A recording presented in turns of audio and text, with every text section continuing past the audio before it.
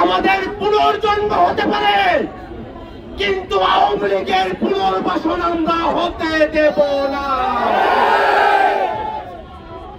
বাংলাদেশে যতবার আওয়ামী লীগ ক্ষমতায় এসেছে ততবার বাংলাদেশের সাধারণ মানুষের জীবন ঝুঁকির মধ্যে পড়েছে।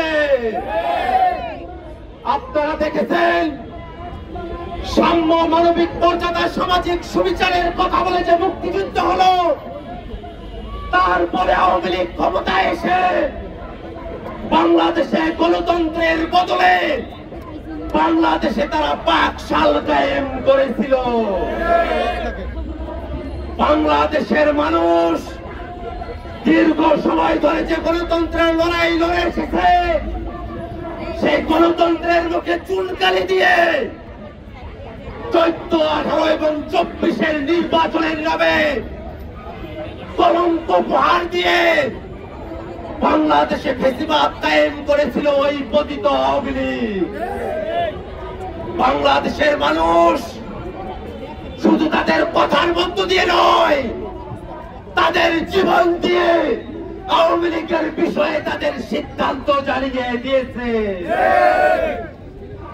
আমাদের ভাইরা জীবন দিয়েছিল ওই খুনি হাসিনার হাত থেকে বাংলাদেশকে রক্ষা করতে, বাংলাদেশকে ফেসিবাদী আওয়ামী লীগের হাত থেকে মুক্ত করতে। আমাদের ভাইরা জীবন দিয়েছিল। আমাদের যে ভাইরা রাজপথে জীবন দিয়েছে, আমাদের চোখের সামনে আমরা তাদের জীবন যেতে দেখেছি। তাদের রক্তের শপথ, আমাদের শরীরে এক বিন্দু রক্ত থাকা অবস্থায় আওয়ামী লীগকে বাংলাদেশে আমরা আর স্বনামে রাজনীতি করতে দেব না। আওয়ামী লীগের ওই নৌকা মার্কা বাংলাদেশের মানচিত্রে শুধু নৌকা ফটো নয়, ওই নৌকা ভেঙে চৌচির হয়ে বঙ্গোপসাগরে ভেসে গিয়েছে। ওই নৌকাকে বঙ্গোপসাগর থেকে বাংলাদেশে আর তুলে নিয়ে আসা যাবে না, যাবে না, যাবে না। বাংলাদেশের মানুষ মুজিববাদী আদর্শের বিরুদ্ধে, এই ফ্যাসিবাদী আদর্শের বিরুদ্ধে তাদের জবান পরিষ্কার করেছে। ওই মুজিববাদী আদর্শের রাজনীতি বাংলাদেশে আর পুনর্বাসিত করার চেষ্টা হতে দেওয়া হবে না।